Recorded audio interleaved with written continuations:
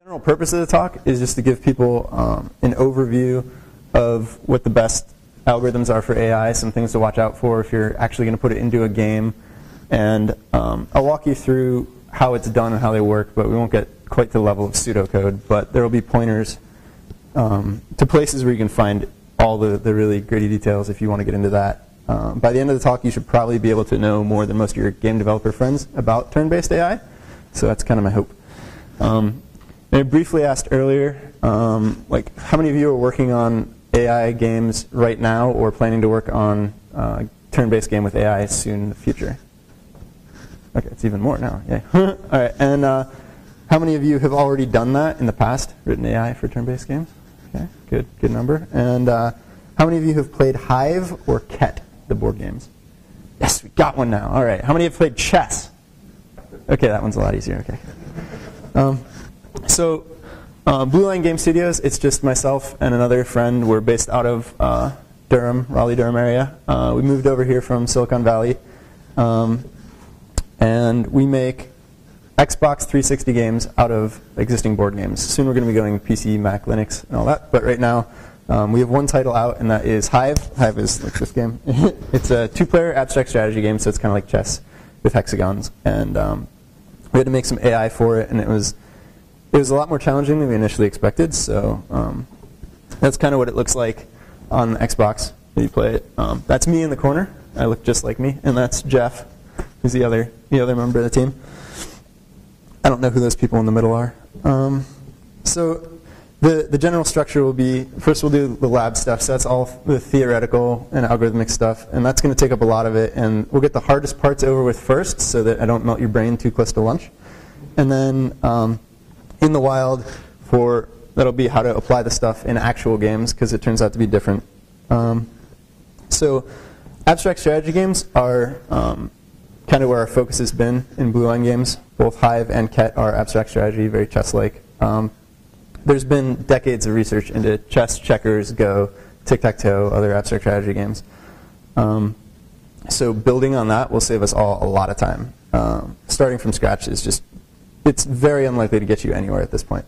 One of the big important tricks to do when you're starting your AI is use AI agents. And what that means is just to make the part of your code where you choose your move, make that easily swappable in and out, because you want to do multiple generations of your AI and be able to compare them to each other. And it's even better if you can write your code in such a way that you can have your AI play against another version of your AI. That gets really good. You can find bugs and exploits, and later we'll talk about actually using that to evolve your AI. Minimax algorithm is the main algorithm for abstract strategy game AI and for turn-based AI in general. When I say it's the best ever, I'm not like being facetious. That it's really the best that anyone's come up with, and it's been the best for a while. Deep Blue, the computer that beat Kasparov at chess, it went 12 plies deep. It essentially means 12 plays, and they get bonus points for having blue in the name, just like Blue Line. So I should probably define ply before we go any deeper. The term ply, it's P-L-Y in the singular form. It came up because some games use the word play to mean one person playing once, or move to mean one person playing once, and some games use play or move to indicate both players moving. So player 1 moves, then player 2 moves, and that's one move. So they just came up with the term ply, which means one player making one move. So that's used throughout all the theory for AI. The heuristic evaluation function is the most important part of Minimax. It's a big fancy word, but it just means giving a score to how good your position is.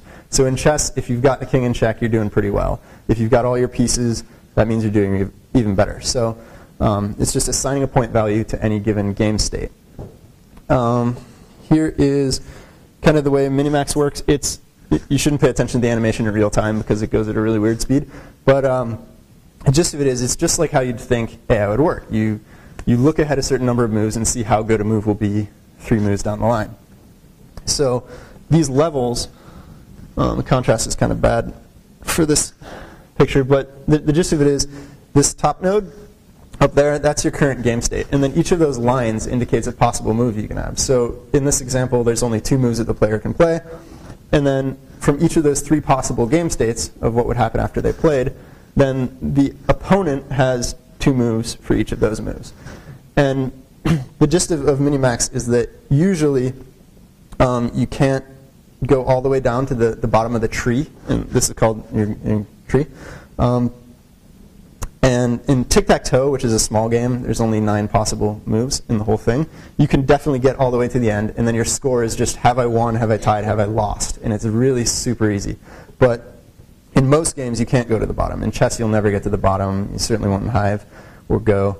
So at the very bottom level, that's where you score the game nodes. You don't bother scoring them up above because that's only a guess at how good that node will be. So when you get to the bottom, you evaluate the board state, and then each layer is the opposite score of the other one. So basically, the term minimax means you're trying to minimize the maximum score of your opponent.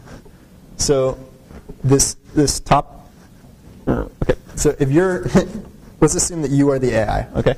You're on the top. You want to minimize the maximum score of your opponent. So when you place a move, you get one of those 3 states, and then the opponent, which is the human, will get one of those 6 states. And you're trying to make sure that the opponent's score is the minimum possible score that they can get.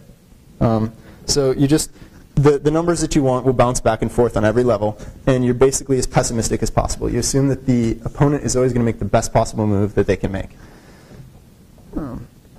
So it gets, the trees get really big in actual games. The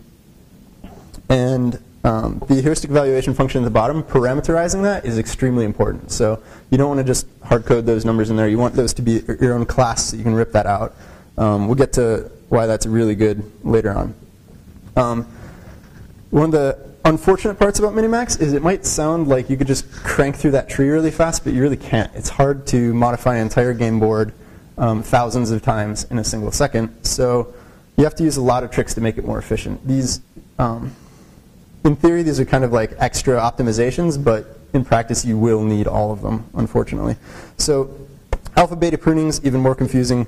So I won't get into what the alpha and the beta mean. They're just variables. You can actually, Wikipedia is a great resource if you want to find out exactly what those mean. But if you can see the grayed out areas that are cut off by these red hash marks, those are parts of the tree that you don't have to look at because you already know that it doesn't matter what that move is. So in each of these levels, you're maximizing on top, minimizing, maximizing. So if you notice all the layers that say min, they're taking the minimum score of the nodes directly below them. So a great example is that whole right side of the tree with all those scores on them. You won't even have to calculate those scores if you use alpha-beta pruning because once you've seen that 5 in your minimization step, you know that because you're going to maximize to 6, this 5, it was the min. So even if anything is higher than that, it's going to be ignored anyway because it's a min step. And then because 5 is below a maximum you've already seen, you get to ignore it. So the alpha and the beta are because you're basically tracking 2 numbers at once.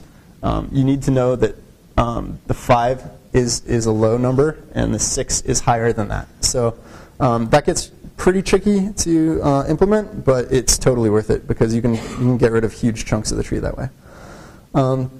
Killer heuristic is it's not fatal. It actually just means that you have moves that are called killer plies, and there's a really good plies that you've seen that somewhere else in the tree resulted in a prune. So if you know that killing the opponent's rook is typically really good because it makes all of their future moves really bad, you'll remember that. And when you're in a different part of the tree, so say that that 5 happened from killing a rook or something, you'd play that again over on the right, and you'd play that first to try to cause a prune to happen.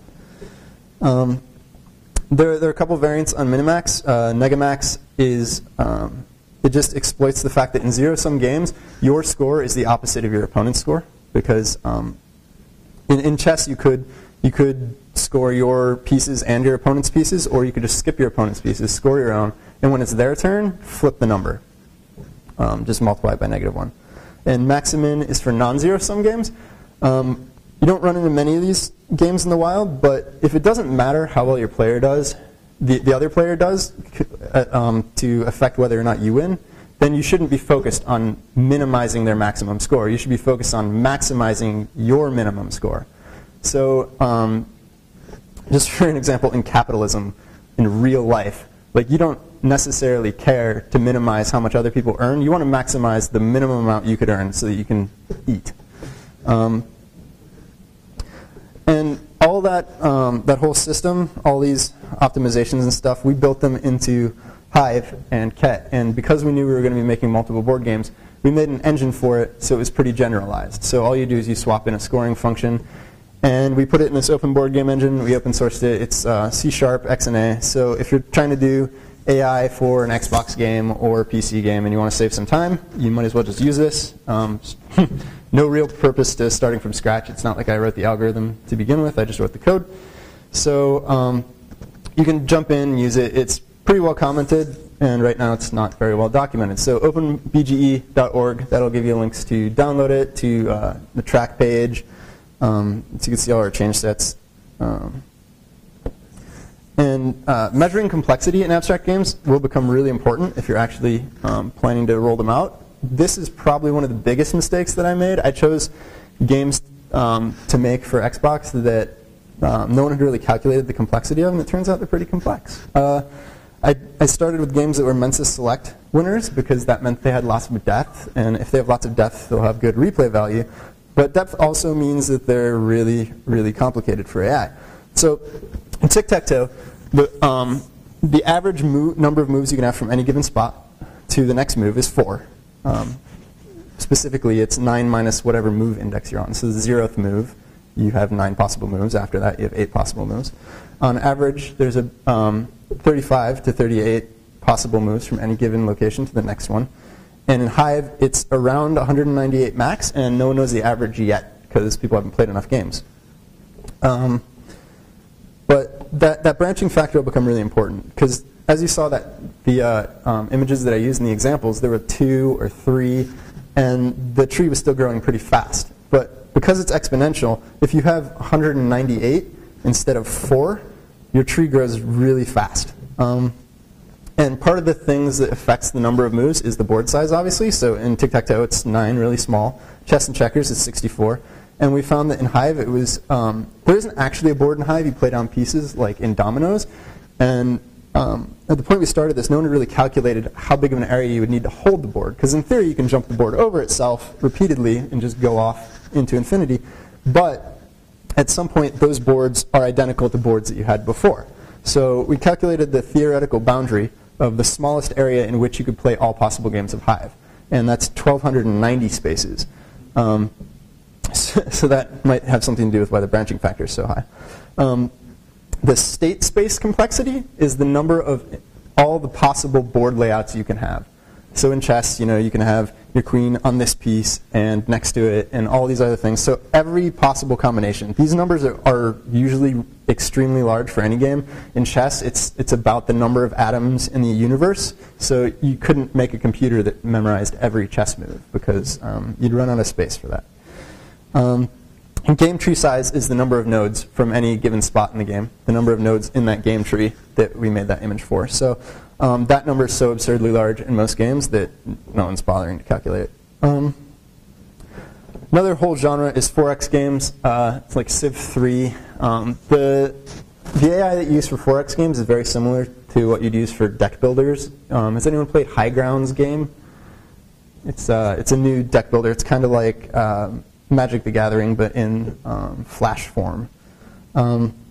So Civ 3 is a great example, and we've got some more details from that. You would use a heuristic evaluation function again, but it's so complicated that it's really not worth building a whole tree out of it. You just have to make sure that your scoring is really good right in the beginning, and you just guess and don't look into the future.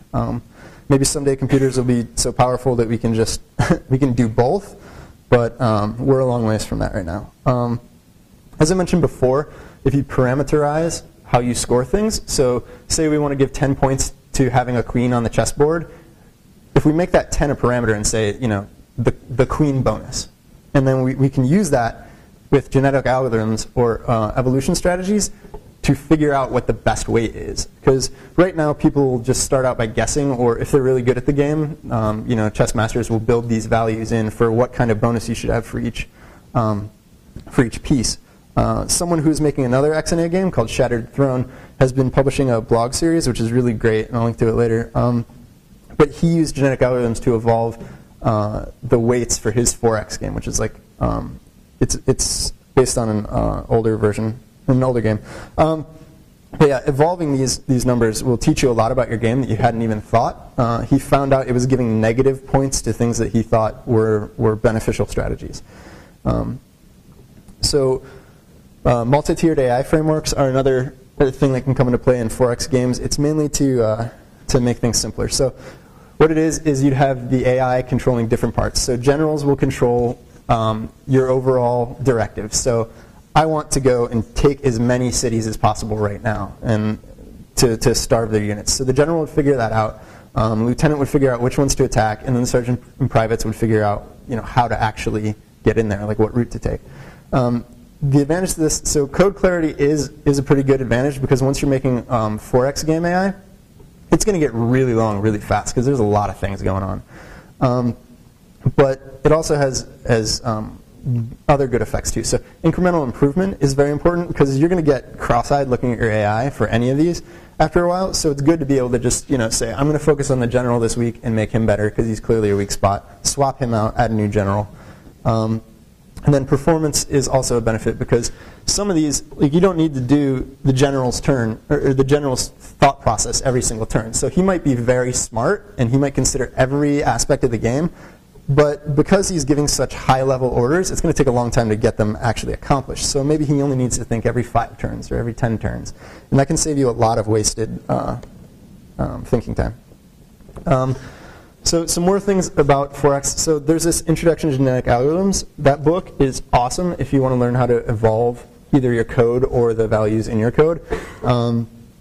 It'll kind of bias you, and you might stop wanting to write actual real programs ever again and just want to evolve them all. I found myself doing that for a while, but it's still really good, and it's very useful if you're making a game where you want to tweak the weights using GA. The blog series by Checkmark Games is definitely worth a read. It's about 11 items so far. He's been going for over a year. He just posted his most recent update like 2 days ago. And the game's not out yet, but it's definitely worth following along. So if you download the slides, I would totally click through that. And AI Game Programming Wisdom 2, it had a lot about Civ 3 in there, which were some really good lessons. And the book's probably to version 4 by now, because I got this like years ago. But definitely worth a read. It has more about pathfinding and first-person shooter AI too, but for turn-based games, it's mostly the Civ 3 stuff that matters. So now I'm going to go to the In the Wild section. So In the Lab was cool and theoretical, but I found out it didn't apply as much as I would have expected. I thought that was like the end of it. When I set out to make Hive, I'm like, yay, I can implement this algorithm, then I'll be done. I'll just run it. It'll be sweet. But running 12 levels deep on Deep Blue, you can't do that on someone's PC. So one of the reasons that this is an issue is because since your game's not play-by-mail, you can't just run through your tree to whatever depth you've calculated, and then when you're done, broadcast your choice to the player. They don't want to wait for that. So you need timeouts to limit it, because sometimes the game's going to get crazy. They're going to do something you didn't expect, and your branching factor is going to be insane. And nobody wants to wait 5-10 minutes for a move, unless they've agreed to that ahead of time. So limits on the branching factor. This makes it this would make academics cringe, because it makes your AI wrong. Like if you go 4 levels deep, you don't perfectly know what would have happened 4 levels deep if you limited the branching factor. What that means is if there are 20 moves, you pre-score them. You say, these top 15 moves look like the best ones. I'm just going to throw away the other 5. And because it's exponential, that adds up really fast, especially if you have a move where the branching factor shoots up to 200. If you actually processed all of those, like nothing else is going to get done.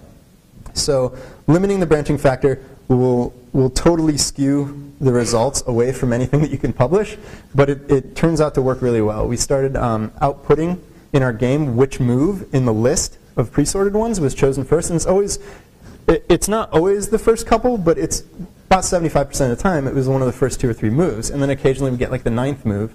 But so there was no reason for us not to chuck away all the moves past the 50th. Progress bars are another important thing. If people just see the game hanging, after a couple seconds they'll get really impatient. But if they know about how long it's going to take, and you have a pretty accurate progress bar, which is really easy to do with Minimax, because you know how many nodes there should be. And if you have a timeout, you can also calculate how far you are with your timeout. Then people will wait a lot longer and be a lot happier while they're waiting. Another important thing is to keep the AI on a different thread from the UI, because people want to be able to fidget while the AI is thinking. If they can't move around or look at the board and plan their next move, they're going to get really uncomfortable very fast. And also, the multi-threading of Minimax isn't as great as you might think. So I could get into the details of that later if you guys are interested, but we ended up not going that route. So there's one thread for the UI and one thread for the AI. Move now options are fun if someone's really impatient, but they're really bad in a lot of games. Any games where there's a certain level of achievements or pride. So you don't want, if you're keeping stats on how many times someone beats the hard level, you don't want them to be able to say move now and force the hard level to make a stupid move. Because then they stop really respecting their own stats and it loses a lot of fun. You also have to make the way it moves look human enough for it to be fun. So if they're playing the same opening repeatedly, even if you're playing against your friends, you probably won't keep responding to their opening the exact same way because it's boring. And similarly, your game shouldn't respond the exact same way. One thing we did in Hive is we had weighted openings. Now, most really good Hive players will open with Grasshopper most of the time, but they won't do it every single game.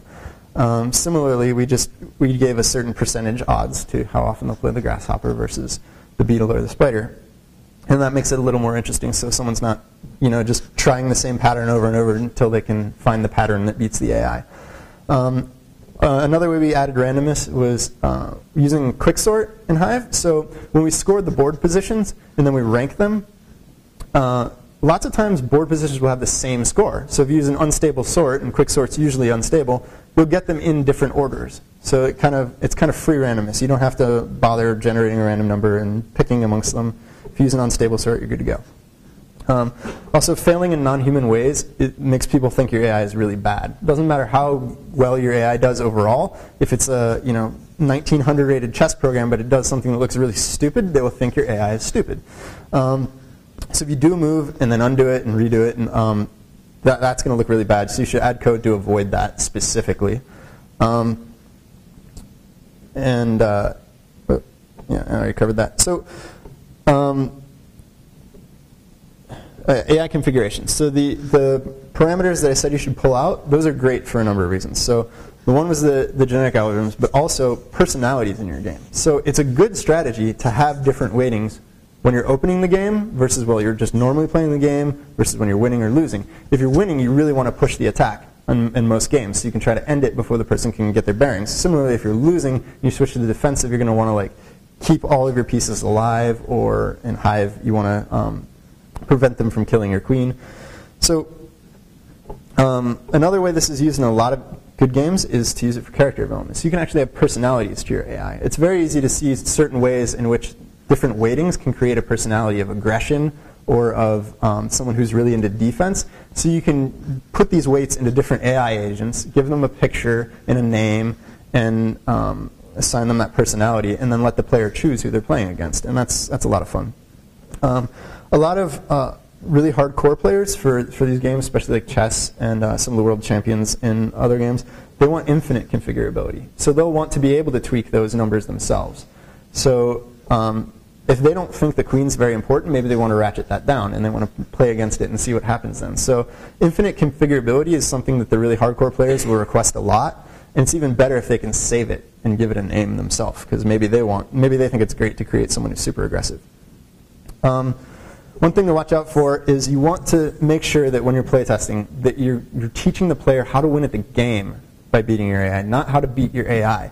So this has had some problems in the real world. So Civ 3's AI engine, one of the things they did is their AI would cheat. It's a lot quicker for them to score effectively if they just ignore the fact that they haven't explored part of the map. They can look anywhere in the map. So one thing that they found is players realize this, and they realize that the Civ AI would aggressively attack any undefended city. So they would leave an undefended city deep in their own territory, and the AI would go marching right after it, and the human troops would just walk in and ambush them. So, I mean, that's fun to find out once, but then players will find themselves learning all of these strategies to teach themselves how to be better at beating Civ 3 AI. And then that'll give them a really bad feeling when they go and play a human and they're not that good. Similarly, I noticed while we were testing, the spider is not that commonly used of a piece in Hive. It's kind of got a bad reputation as like the worst piece. But when I was writing it, it was also the slowest for a long time because it's recursive. And we put a lot of work into making the ant fast, which was also recursive, but everyone uses the ant a lot. So I noticed myself playing the spider just to trick the AI and make it waste time thinking about spider moves.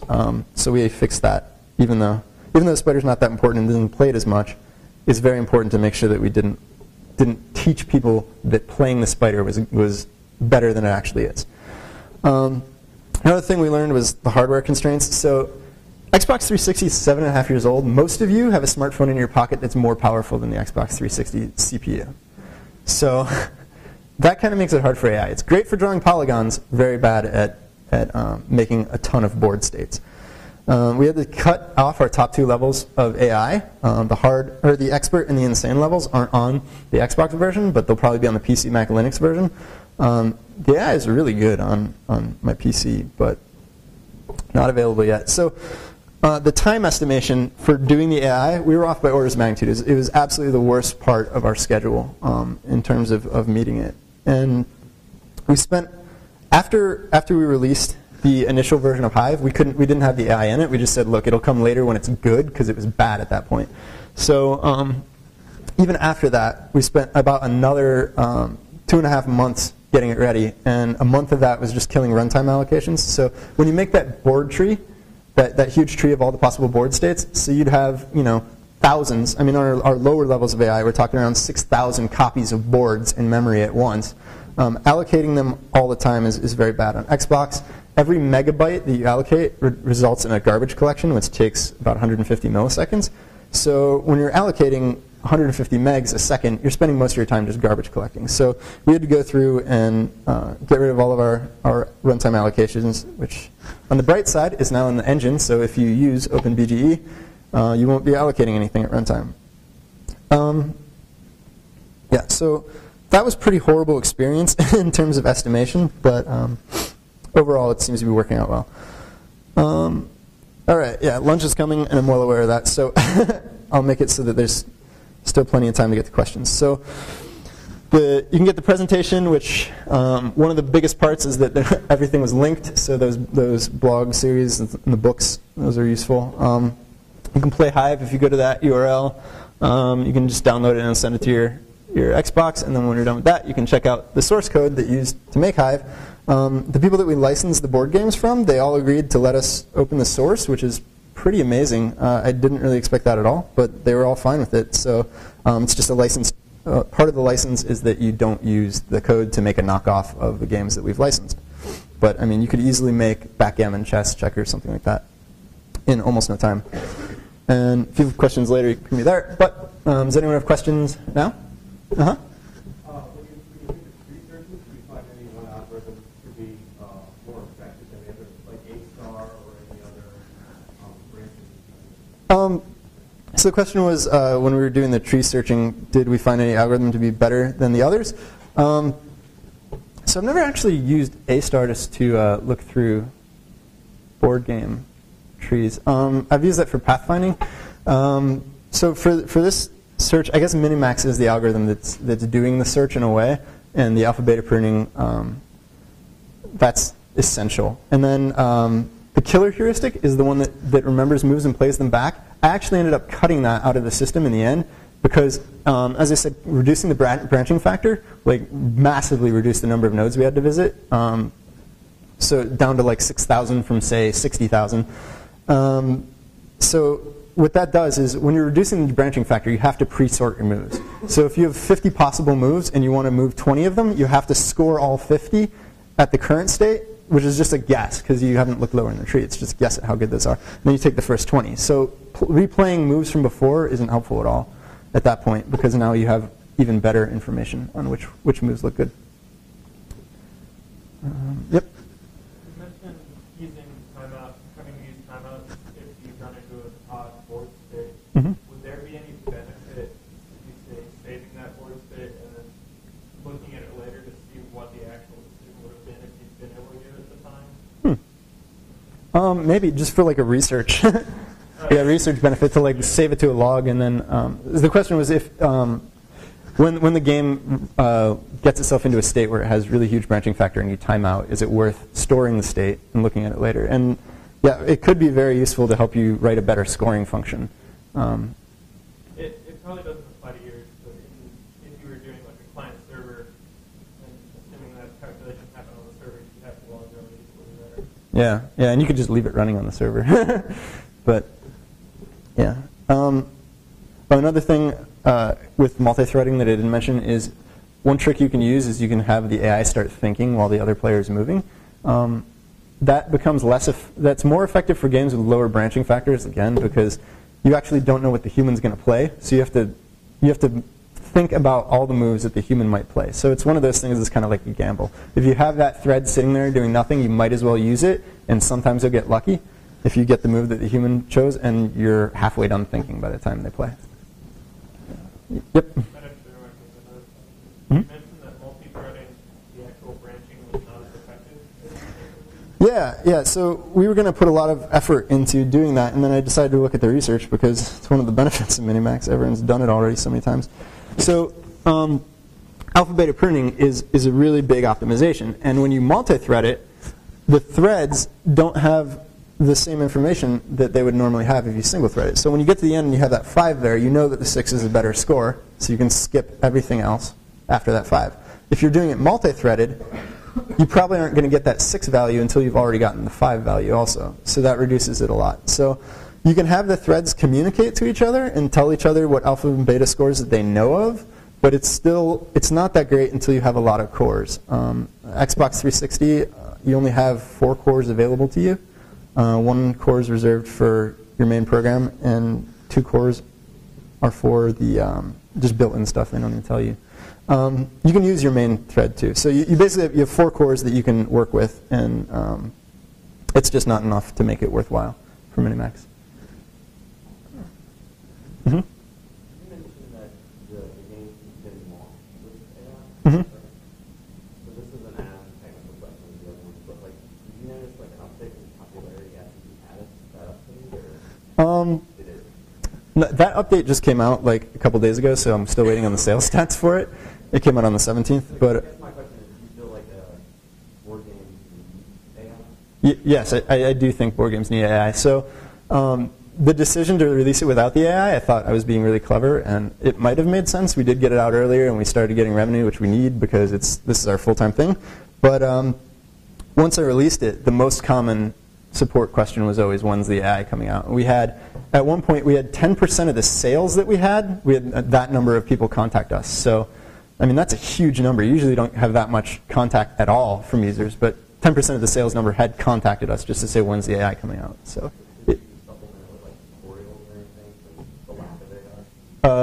No. The first version was just, it had pass and play, local multiplayer, and online multiplayer. So, yep. Okay. Go back to the presentation. Yeah. Oh.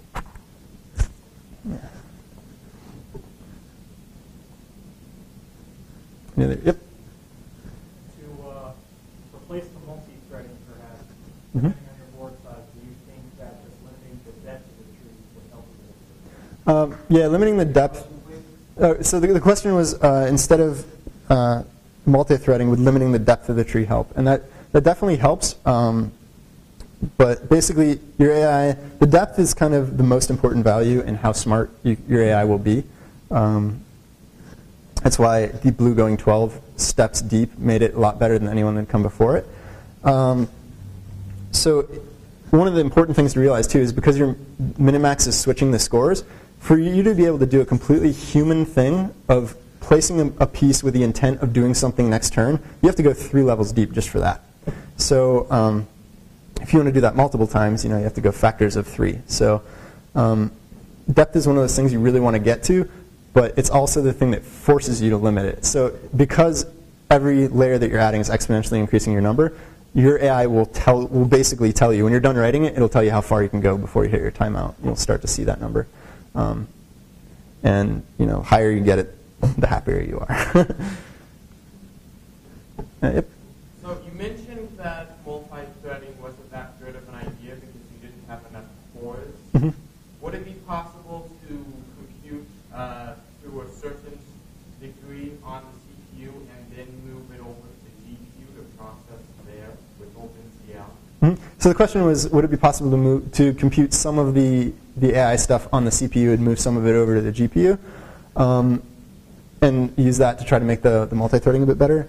And yes, that would be possible.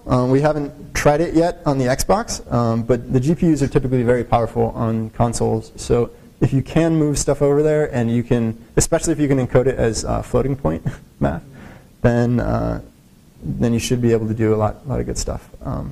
Another one of the issues, I guess, would be memory allocation, but I'm not really sure how that works on the GPU. So it would be an interesting area to look into, but I haven't done it yet, and I haven't seen anyone do it yet. Any other questions? Okay, so again, if you have questions later, you can always tweet me or whatever. I'm around, and thanks for your attention.